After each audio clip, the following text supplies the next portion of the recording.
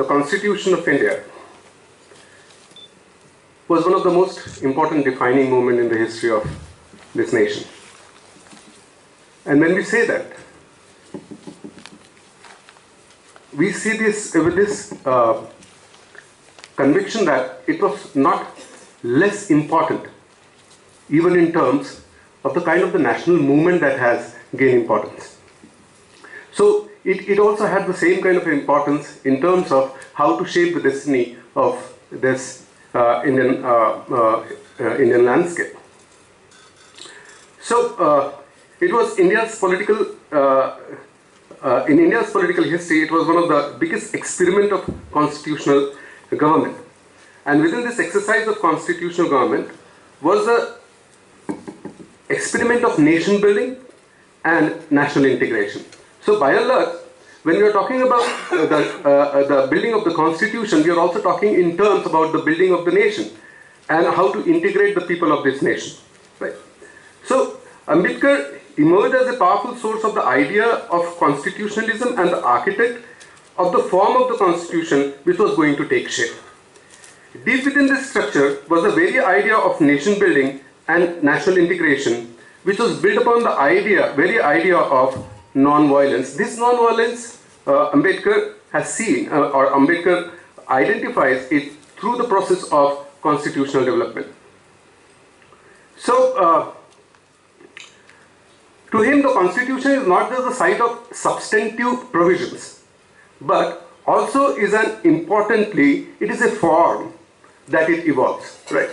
So, what he's trying to suggest is that apart from the provisions of the constitution, it is also the form that it is taking in terms of governance. So, when he's trying to say this, he's actually trying to point it out that we need to build upon the idea of constitutional morality. This constitutional morality is based upon the idea of deliberative ethics and practices, wherein everybody has a view and therefore everybody's point of opinion should be incorporated into it, and for that you need to have those platforms, those institutions, those authorities which will make it accessible for you to raise your opinion without fear of the authorities.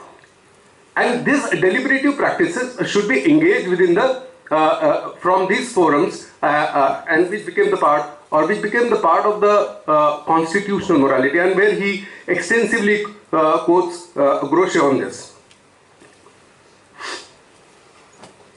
The core idea of constitutionalism is the idea of constitutional morality, that is reverence to the form of constitutional authority. It is within this structure one must be probing Ambedkar's understanding of law, its structure, substance and mechanism. The debate of Uniform Civil Code too is located within this understanding. So when Ambedkar is talking about the provisions of law, when he is talking about law, he is basically trying, both in terms of constitutional law or law relating to the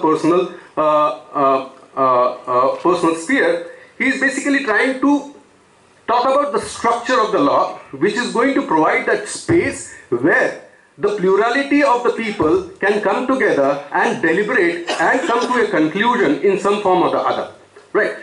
Even trying to evolve normatives for themselves. So UCC or the Uniform Civil Code is one of those forums or one of those legal instruments which Ambedkar sees is very important in terms of democratizing the spaces in the personal sphere. So, Ambedkar's influence, both in normative and policy terms, are far-reaching and instructive. He has been successful in not only providing the debate a centrality, but also have remained a normative source of guidance since then to the contemporary time. And that is where the whole debate of how Ambedkar has been relevant in terms of nation building comes into picture.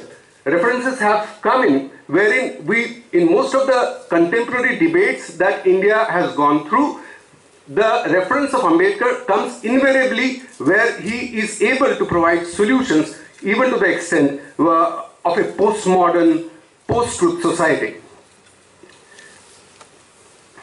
Ambedkar does not see the transformation of the society only at the public level. That means at the realm of the state.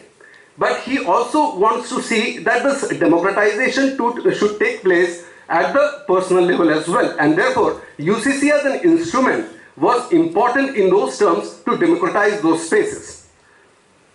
However, the private sphere too needed to be transformed, for it had the capacity to compromise the norms of the public sphere. Transformation of the private through the reforms in personal law and the reforms in personal law therefore was a very important thing to him. To quote him, he says, "I personally do not understand why religion should be given this vast expansive jurisdiction, so as to cover the whole of life and to prevent the legislature from encroaching upon that field. After all, what we are having this liberty for? We are having this liberty in order to reform our social system, which is so full of inequalities, discrimination, and other things which conflict with our fundamental rights." So this is one of the most important objectives which he sees as a foreground for transforming the private sphere as well. And therefore, the regulation of the personal requires the form of the law that can lead to the democratization of the personal sphere. Now, the term civil code that we are using when we are saying it uniform civil code is used to cover the entire body of law governing rights relating to property at the first place, and in personal matters like marriages, divorce, maintenance, adoption, and inheritance. So these are the areas which were identified which should become the part of the uniform civil code. The rationale which was provided, one, as I have already pointed out, to democratize private social relationship, to democratize the family spaces. Second, social integration and unity. And third was gender justice. Ambedkar, while defending the inclusion of the Article 44 in the directive principle, he maintains that we have a uniform and complete criminal code operating throughout the country, which is contained in the penal code and criminal procedure code. The law of transfer of property, which deals with property relations and which is operative throughout the country. Then there are the Negotiable Instruments Act, and then he says that he can cite innumerable enactments which would prove that this country has practically a civil code which is uniform in its content and applicable to the whole of the country. The only province the civil law has not been able to invade so far is the marriage and succession. So that was the very personal, customary sphere in which the uniform law was lacking, and therefore Ambedkar wanted the uniform civil code to come into existence. Thus, to him, the prevalence of social-religious norms and customary practices insofar as they violate the fundamental rights of the individual are based in law and should not prevail, are bad in law and should not prevail. So what was the impact of this UCC argument, the Uniform Civil Code argument? The context of partition and the assurance of the minorities during the partition time, when the Constituent Assembly was sitting and actually deliberating upon the Uniform Civil Code, there was this whole insecurity which was seeped in within the minority community that the Uniform Civil Code is going to assert their very right to their personal laws and to their personal lives. And therefore, the Constituent Assembly and even Ambedkar himself said that at the initial stage, the Uniform Civil Code will be an optional matter, and as in due course of time, as the communities feel safe or feel free in terms of their engagement with the Uniform Civil Code, they can adopt it. The focus was shifted on two sets of laws which came into existence. Now, after the Uniform Civil Code was jeopardized, when this whole project was jeopardized at the first place, the focus was shifted now to two very different set of laws which focused upon codification of the personal laws. This was the Hindu Code Bill 1 and the Special Marriages Act. The Hindu Code Bill didn't pass during Ambedkar's regime, and he had to resign. Ultimately, it came up in 1955 and 56, in which the Hindu Marriage Act of 1955, the Hindu Succession Act of 1956, the Hindu Minority and Guardianship Act of 1956, and the Hindu Adoption and Maintenance Act of 1956 came into life. Now, this was actually the extended argument of the Uniform Civil Code itself.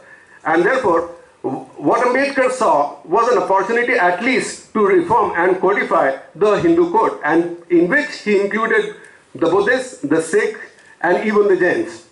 So, leaving apart some major minorities like the Christian, the Parsis, as well as the Muslims, the code covered most of the population of India.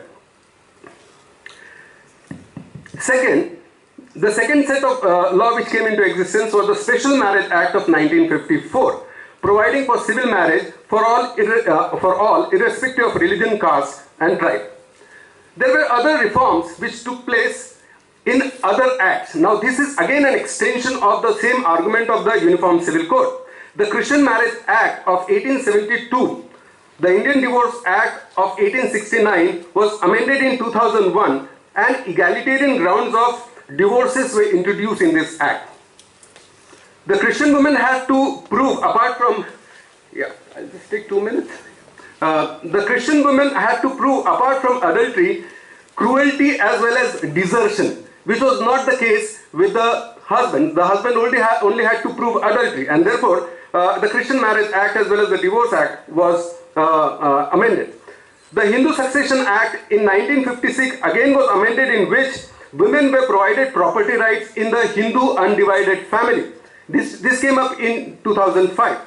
The Shahabano case and the subsequent law on Muslim women protection of rights on divorce 1986, which provided for the lump sum amount of maintenance at the time of divorce, was again came up, and it was actually means like in the case of Latifi case, it was actually settled down. The Parsi Marriage and Divorce Act 1936 have been also brought at par with the Hindu Marriage Act in 1998. Similarly, there are Supreme Court decisions. Till the 80s, the Supreme Court was very reluctant in terms of actually touching the, what you can say, the personal laws, as they didn't see it as law proper or law enforceable. Right, and therefore they didn't invoke the principle of fundamental rights to basically check whether the law violates the Part 3 of the Constitution of India. But then, in the later part, the Supreme Court actually takes up the fundamental right issue and checks each of the provision of the law as against whether it violates the fundamental rights of the Constitution or not. And based upon that, it has given several judgments in the course till date, wherein now the women have right in property, in their parental property. Even a very recent judgment has actually given rights to women in maternal property as well. So these developments have taken place. These were the context. These were the initial push of the Uniform Civil Code, which Dr. Babasaheb Ambedkar would like to actually bring with the Uniform Civil Code as it was initially conceived. But then, finally, it has entered into a political, what I can say, score settling, and the erstwhile parties which used to support the Uniform Civil Code are now on the other side of the debate, and those who used to oppose the Uniform Civil Code are now the proponents of Uniform Civil Code. Let me end up with making one remark. It was Marshall in 1965 when he was talking about group rights, when he was talking about development in America. He said that the distribution of resources in a democratic state had to take place, and therefore the minority groups need to be included in the distribution of those resources. But then Marshall lacked the another aspect of it, that is, the distribution of resources was not the only context in which the minority needs to be included or the other groups needed to be included, but it was also the removal of hierarchies within the cultural context which was to be taken into consideration. Therefore, Ambedkar's contribution is not just when he is talking about that there has to be a democratization of the distribution of resources, but also there has to be a democratization in terms of distribution of social status. And that is where I guess we come a full circle when we are talking about a democratization in public space in terms of government and governmentability, but also the democratization of private space needs to be very seriously considered. Thank you so much for giving me this opportunity.